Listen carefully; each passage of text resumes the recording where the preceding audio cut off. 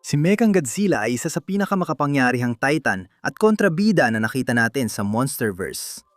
Sa totoo lang, ito nang talaga ang nakita nating kayang talunin si Godzilla ng harapan.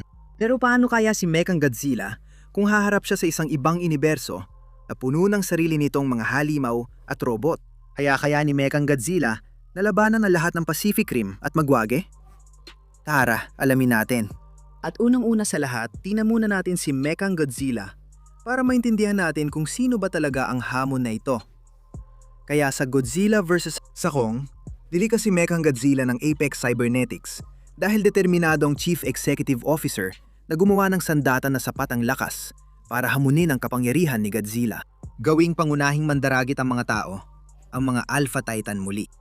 At para magawa ang lahat ng ito, para mapabagsak si Godzilla, kinuha nila ang dalawang ulo ni Haring Ghidorah at ginamit ang kanilang telepatikong koneksyon para bumuo ng isang higanting metal na kaiju na pwedeng patakbuhin ng tao.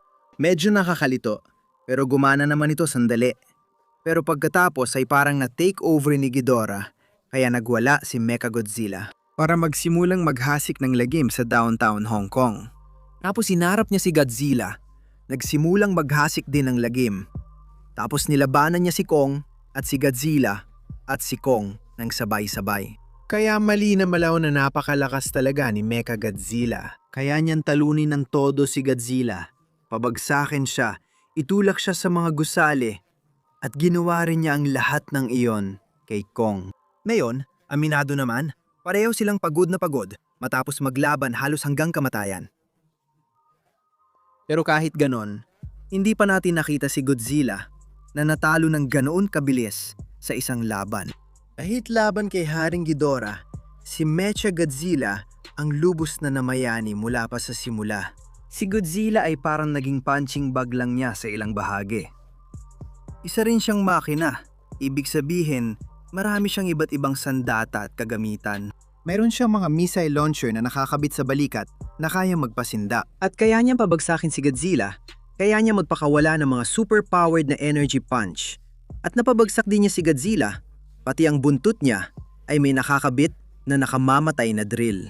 At higit sa lahat, si Mechagodzilla ay may sarili niyang atomic breath, ang tinatawag na proton scream, na kayang hatiin ang isang skullcrawler, tumapat sa atomic breath ni Godzilla, at minsan ay napalakas pa kaysa sa sinag ni Godzilla.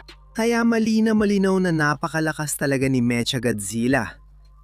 Haya ba niyang talunin ang lahat sa Pacific Rim? Sa totoo lang, may dalawang grupo tayong tinitingnan dito. Ang mga Jaeger at mga Kaiju. At pareho silang may kanya-kanyang kalamangan sa laban. Pati na rin ang mga makapangyarihang miyembro. Katulad ni Leatherback, isang dambuhalang Kaiju gorilla na kayang pabagsakin at paghiwa-hiwalayin ang dalawang magkaibang Jaeger, sina Cherno Alpha at Crimson Typhoon. Meron ding Obsidian Fury, isang dambuhalang Kaiju Jaeger hybrid na may mga missile launcher sa balikat at kambal na plasma chainsaw. Si Slater na isa sa pinakamakapangyarihang Kaiju na nakalaban ng kahit sino. Sa katunayan, inihalin tulad pa ito ni Guillermo del Toro sa demonyo. Ibig kong sabihin, nakaligtas si Slater sa nuclear bomb ni Striker Eureka, kaya kinailangan pang pasabugan muli ni Gypsy Danger para tuluyang mapabagsak. Si Gypsy Danger ay isang Mark III Jaeger at isa sa pinakamakapangyarihang Jaeger na nagawa. At hindi lang yon, dahil ang Jaeger na ito ang kauna-unang lumaban sa isang Class 5 at winasak pa ang Kaiju Creation Facility. Pero ang nagpapalakas talaga dito ay ang mga piloto nito. Sina Rayleigh at Mako, ang pinakamagaling na Jaeger pilot team na nakita natin sa serye. At dahil sa kanilang galing at pagtutulungan, kasama ng mga makapangyarihang sandata ng Gypsy Danger, kaya naging napakabagsik ng Jaeger na ito. Ang Striker Eureka ay isang Mark V Jaeger na ginawa bilang unang at huling linya ng depensa para sa baybayin ng Australia, ang pinakamalakas at pinakamabilis sa lahat ng Jaeger na ginawa. Hanggang noon, ang Striker Eureka ay ginawa bilang mabagsik at epektibong mandirigma na kayang pumatay ng Kaiju ng mas mabilis kaysa ibang Jaeger. Ang Gypsy Avenger naman ay isang Mark VI Jaeger na dinisenyo base sa pangalan nitong Gypsy Danger. Sa katunayan, ang mga armas ng Gypsy Avenger tulad ng Plasma Caster 2.0, Chainsword 2.0 at Elbow Rocket 2.0 ay lahat dinisenyo bilang mas pinahusay na bersyon ng mga armas mula sa Gypsy Danger. Siyempre, may missile at rocket booster sa paang Gypsy Avenger at napatunay ang mahusay at bihasang mandirikma. Nakipaglaban-laban kay Obsidian Fury, siya rin ang responsabale sa pagpabagsak ng Mega Kaiju. At hindi pa natin nababanggit ang Mega Kaiju na isang pagsasanib ng tatlo sa pinakamalalakas na kaiju na pinagsama-sama sa iisang nilalang. Lahat ng mga ito ay sabay-sabay na atake kay Mechagodzilla. Silang lahat at marami pang iba. Kung gusto nating maging patas para sa lahat dito, sa tingin ko may ilang bagay tayong kailangang pag-usapan. Para kay Mechagodzilla, higit sa lahat ay hindi niya nakalaban si Godzilla nung nasa pinakamalakas ito. Kakatapos lang ni Godzilla makipaglaban kay Kong ng 12 oras at na-knockout na siya ni Kong. Noon pa, mas mahina ang kondisyon niya noon kumpara sa normal niyang lakas na yon. Hindi ko alam kung talagang 50% na mas mahina siya kaysa sa normal. Pero kumpirmadong mas mahina siya noon. Pero kahit ganon, nagawa pa rin ni Godzilla na itulak paatras si Mechagodzilla noong una silang nagbanggaan. Talagang ang mas mataas na bilis at liksi ni Mechagodzilla, hindi ang lakas niya ang nagbigay sa kanya ng kalamangan. Pagkatapos nagawa ni Mechagodzilla na bugbugin si Godzilla at masyadong mahina si Godzilla para makabawi hanggang sa dumating si Kong. Nagawa nila mag-team up laban sa malaking mech at talunin ito. Gusto mo bang sabihin niyang na yon? Magiging magaling pa rin si Mechagodzilla sa laban kahit tilaban niya ang 100% base na Godzilla.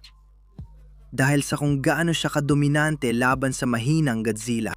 At oo, malamang tama ka. Baka nga kayang talunin ni Mechagodzilla ang base na Godzilla sa technical na paraan. Ang ibig kong sabihin, yun naman talaga ang layunin ng Titan na ito.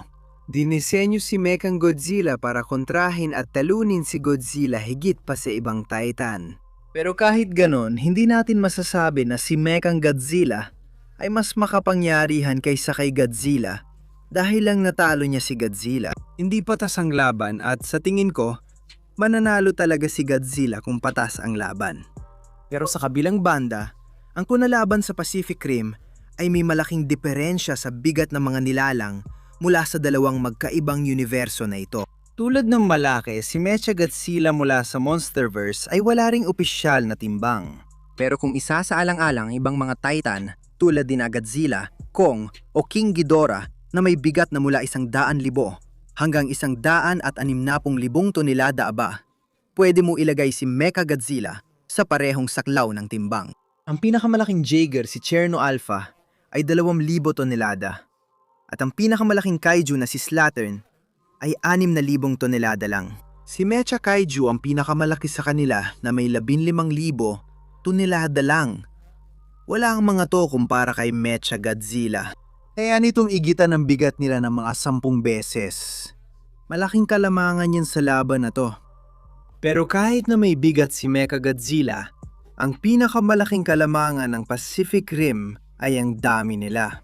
Ito ay isang laban na isalaban sa 20 sa pinakamababa at walang makakapigil kay Mechagodzilla na mapalibutan talaga siya. Siyempre, pwede mong sabihin na kayang patumbahin ni Mechagodzilla ng isang tira ang maraming nilalang mula sa Pacific Rim tulad ng ginawa ni Mega Kaiju. Pero may mga kalaban dito na hindi agad natatalo sa isang tira.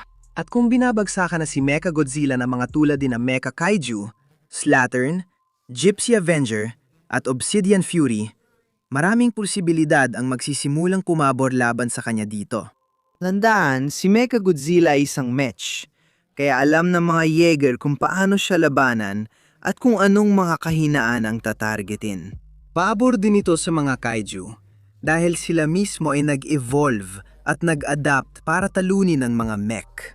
Siguro dong magiging sobrang hirap ng laban, pero sa tingin ko, hindi sapat ang lakas ni Mechagodzilla para mapagtagumpayan ng dami ng kalaban na meron ng Pacific Rim dito.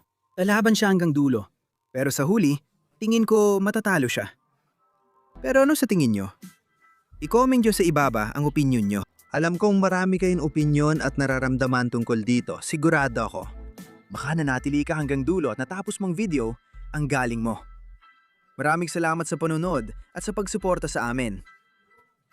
At kung gusto mo mag-subscribe, sige, mag-subscribe ka na.